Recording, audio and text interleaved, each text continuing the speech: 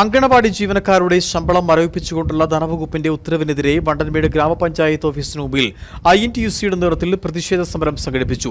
ജില്ലാ പ്രസിഡന്റ് രാജാ മാട്ടുകാരൻ ഉദ്ഘാടനം ചെയ്തു. അങ്കണവാടി ജീവനക്കാർക്ക് സംസ്ഥാന വിഹിതം ഇനിയൊരു നിർദ്ദേശം ലഭിക്കുന്നതുവരെ നൽകേണ്ടെന്നാണ് ഉത്തരവ്. കാരണം എന്താണെന്ന് വ്യക്തമാക്കാതെയാണ് ട്രഷറി ഡയറക്ടറുടെ ഉത്തരവ്. എല്ലാ ജില്ലാ സബ് ട്രഷറി ഓഫീസർമാർക്കുമായി നൽകിയ ഉത്തരവിലാണ് നിർദ്ദേശമുള്ളത്. എല്ലാ ഓഫീസർമാരും നിർദ്ദേശം കൃത്യമായി പാലിക്കണമെന്നും പറഞ്ഞിട്ടുണ്ട്.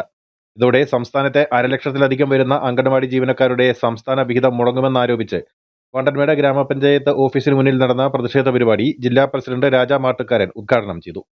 തൊഴിലാളികളായിട്ടിരിക്കുന്ന ഈ അംഗനവാടി ഹെൽപ്പർമാര് വർക്കർമാര് നിസാരം 12 രൂപ 13 രൂപയ്ക്കുള്ള ശമ്പളത്തിൽ ജോലി ചെയ്യുന്ന ഈ പാവപ്പെട്ട സ്ത്രീകളെ വഞ്ചിക്കുന്ന ഒരു ഗവൺമെന്റായി ഇന്നത്തെ ഗവൺമെന്റ് പിണറായി ഗവൺമെന്റ് മാറിയിരിക്കുകയാണ്.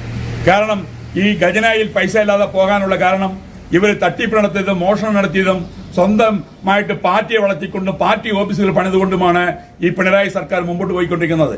രണ്ടാം ഭരണം വരുമ്പോഴും അവർ അതുപോലുള്ള ബുദ്ധിമുട്ടിലാണ് ഈ ജനങ്ങളെ വഞ്ചിച്ചുകൊണ്ടിരിക്കുന്നത്. Anganwadi workers and helpers association സംസ്ഥാന സെക്രട്ടറി ജാൻസി റെജി അധ്യക്ഷത വഹിച്ചു.